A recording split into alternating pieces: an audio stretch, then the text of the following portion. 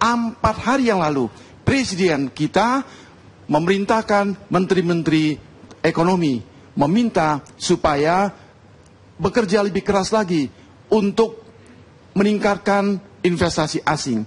Dari segi komunikasi, itu berarti investasi asing di Indonesia ini sampai hari ini belum begitu berhasil. Di sini Pak Jokowi hebat, dia perintahkan gitu. Investasi asing di Indonesia ini umumnya investasi portfolio. Itu tidak bagus.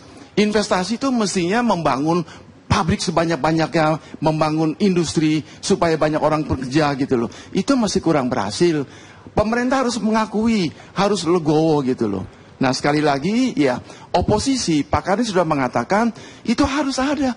Kalau nggak ada oposisi semuanya sama semua dong Pak. Itu bukan demokrasi. Yes, oposisi fungsinya antara lain adalah kontrol. Kita jangan takut, selama pemerintah bekerja baik, jangan takut dikontrol. Kalau pemerintah kerja baik, rakyat menikmati hasil pembangunan.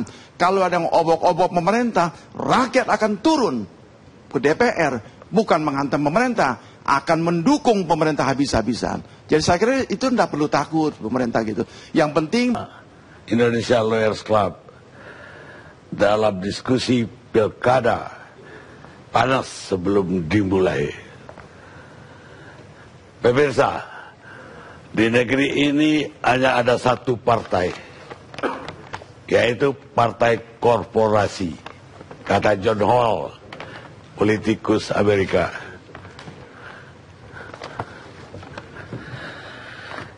Sekarang saya ke Pak Cipta Lesmana. Setelah mendengar sebagian dari bicara, apa analisa Pak Cipta tentang apa yang sedang terjadi? baik Pak Karni, terima kasih para pemirsa ILC yang saya cintai. Saya masuk ke komunikasi dulu sesuai dengan tema ILC malam ini, ya. Lalu saya kaitkan dengan tanggapan komentar Pak Nusron Wahid, ya, bahwa kita jangan lupa, ya, politik adalah perang.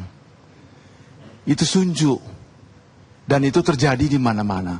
Politik is war. Pemilu itu pertempuran.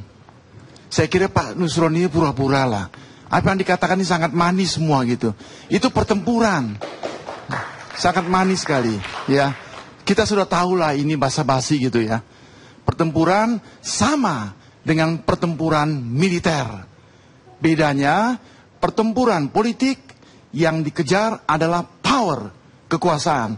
Pertempuran militer yang dikejar adalah wilayah beserta semua sumber daya alamnya. Kenapa kekuasaan yang dikejar? Pak Karni sudah keluarkan kata-kata mutiara itu. Sebab manusia menurut Aristoteles itu adalah homo politicus. Semua manusia, perempuan, laki, bencong, muda, tua, sama semua mengejar kekuasaan dalam berbagai aspek-aspek. Nah, libido kekuasaan itu kuat sekali di hampir semua politisi, terutama politisi di Republik Indonesia ini. Ya. Jadi tidak heran karena dia pertempuran, dalam pertempuran pemilu pilkada ini banyak politisi menggunakan segala cara. Mereka kumpul kebo dengan Antonio Machiavelli, ya, to be or not to be.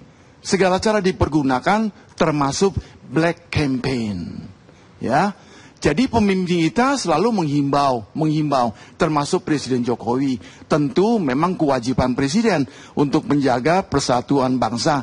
Dihimbau supaya pilkada ini jangan membuat kita pecah belah, supaya jangan menggunakan black campaigns. Itu sah saja sesuai dengan tugas Presiden. Tapi dalam praktek, ini kan belum mulai Pak Nusron, ini belum mulai. Ini baru genderang, ya. Lihat apa yang diekspresikan oleh Sekjen PDIP. Itu jelas sekali. Kekecewaan yang luar biasa. Dia kutuk, terus juga hinca juga begitu kan. Nah, itu sudah mencerminkan bahwa pertempuran ini sebentar lagi akan terjadi. Segala cara Pak Karni, termasuk black campaigns, money politik, segala macam-macam gitu loh. Nah, lalu saya kaitkan dengan tentang ya ganti-ganti pacar macam-macam gitu ya. Itu menunjukkan partai politik di Indonesia ini gagal total dalam menjalankan fungsi utamanya. Betul apa yang dikatakan oleh teman kita itu, fungsi utama partai politik adalah mempersiapkan kader. Kaderisasi politik di Indonesia ini sangat lemah. Sebetulnya ada satu partai politik yang paling bagus menurut saya. Kita boleh beda pendapat. Dari segi kaderisasi politik, Golkar paling hebat sebetulnya. Ya, PDIP ini kurang sebetulnya. Saya kesian dengan PDIP dalam pilkada ini ya.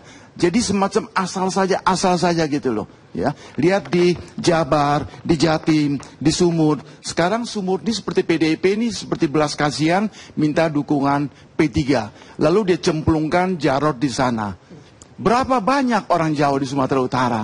Ya, hampir dipastikan majority akan memblok ke Edi memang, Jenderal Edi ini. Nah, jadi asal-asal saja, blak gitu. Ya. Nah, kembali lagi kita lihat Hasto itu marah-marah gitu kan. Bagi saya orang komunikasi it's very simple, sederhana sekali. Jangan marah-marah dulu, karena Hasto tidak belajar teori Lenin dalam propaganda. Dalam propaganda, kalau Pak Karni, mohon maaf, ini ilustrasi saya. Pak Karni dituduh koruptor, Bapak diam saja. Itu Lenin mengatakan. Berarti tuduhan itu benar. Jadi pertanyaannya, betul atau tidak itu? Mesti kan yang bersangkutan gitu kan, ya. Jadi Pak Hasto jangan terlalu ngambek, terlalu marah-marah dulu begitu ya. Nah, jadi ini semua kita lihat, ini baru mau mulai nih. Baru mau mulai pertempuran, itu mencerminkan bagaimana gagalnya demokrasi kita. Saya dari dulu tidak pernah bangga pernyataan bahwa Indonesia ini negara demokrasi nomor 3 di dunia. So what? Apa arti nomor 3? Dari segi kualitas, Mas Burhan sudah mengatakan, dari segi kualitas, demokrasi kita ini tidak bagus, jelek. Begitu banyak cacatnya segala, money politik. Dan yang paling memalukan demokrasi kita adalah law enforcement. Amat sangat jelek. Pak Kardi ini orang hukum, sarjana hukum. Ya, walaupun saya juga sekolah hukum, itu jelek sekali. Banyak teman-teman kita, LSM, organisasi partai politik lupa. Demokrasi tanpa law enforcement yang tegas, yang efektif, dia akan kacau. Inilah yang terjadi di Indonesia ini. Ya, saya sudah prediksi. Saya bukan dukun, saya bukan malaikat. Saya sudah prediksi tahun ini akan rame, akan macam-macam gitulah. Saya sudah prediksi itu. Kenapa? Karena kaitannya dengan 2019. Tadi dikatakan oleh Mas Burhan, saya setuju, ini warming up pilkada serentak 2018, warming up menuju pertempuran yang lebih dahsyat lagi 2019, di mana cukup banyak pihak yang sudah bertekad mati-matian jatuhkan Jokowi. Ya, pokoknya. Nah, itu sudah tersebar di mana-mana.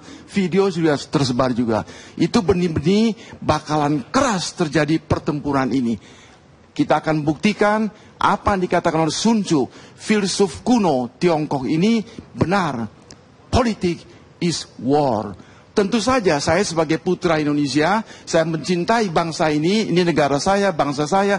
Tentu saja kita sangat berharap, kita berdoa jangan terjadi macam-macam kekacauan ini. Tapi menurut saya ini akan sulit sekali.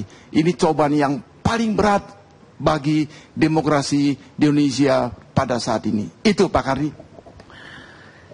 Sekarang kalau kita bicara demokrasi itu, tadi Nusroga bilang bahwa politik kita itu sudah cair. Jadi nggak ada lagi itu kotak-kotak. Bohong. Bukan itu salahnya itu. Dalam demokrasi yang setahu saya justru perlu tetap ada oposisi, ada posisi, bukan satu suara semua toh. Betul. Demokrasi tanpa oposisi sama juga dictatorships. Dalam demokrasi harus ada oposisi. Jadi kalau ada orang yang bicara berbeda, kalau Chief Carles menang bicara beda, jangan dimusuhi, bodoh itu, ya. Oposisi betul, kita harus mengakui, saya pendukung Jokowi, tapi pemerintah Jokowi juga banyak kelemahan-kelemahannya. Kita harus akui itu, ya. Jadi kalau ada pihak partai politik manapun, ormas manapun mengatakan bahwa ini bla bla bla bla yang bertolak belakang dengan apa yang dikatakan oleh Presiden Jokowi, ya, beliau harus legowo, harus refleksi. Contoh Pak Karni, contoh sederhana sekali.